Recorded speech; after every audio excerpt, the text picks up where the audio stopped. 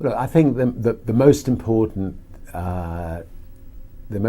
thing about running a company is to remember all the time what a company is. A company is simply a group of people, and as a leader of people, you have to be a great listener, you have to be a great motivator, you have to be very good at praising and looking for the best in people.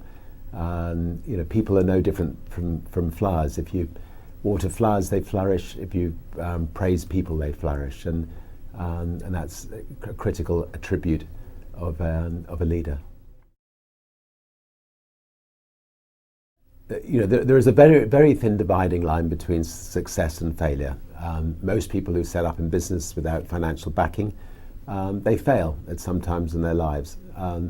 And I've only just stayed at the right side of that dividing line.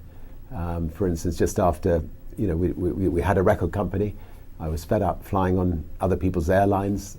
I felt that the experience of flying on other people's airlines was an unpleasant one, and I decided to set up an airline. Our bank went into complete panic attack.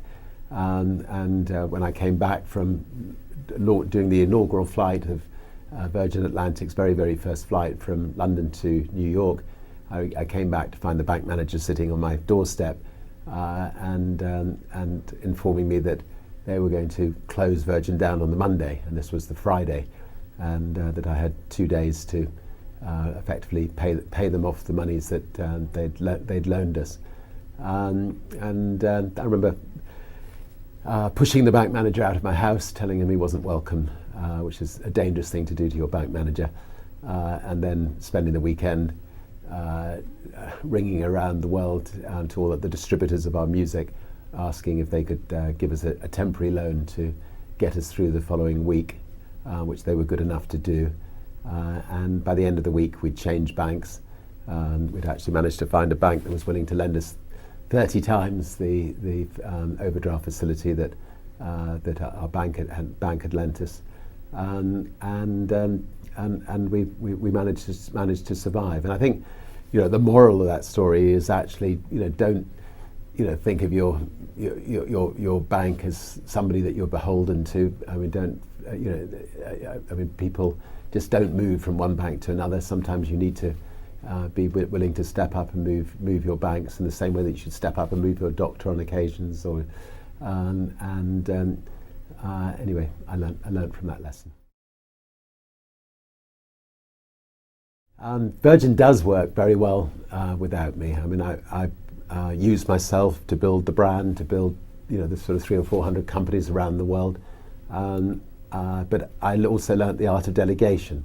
I have a fantastic team of people who run the Virgin companies, give them a lot of freedom to run the companies as if they were their own companies, give them the freedom to make mistakes. And the Virgin brand is now maybe one of the top 20 brands in the world, well respected. And when my balloon bursts, Virgin will continue to flourish. Maybe I had the icing on the cake on occasions. Maybe they'll have to spend a bit more money on marketing, but fortunately, Virgin is in a state where it can live on healthily without me.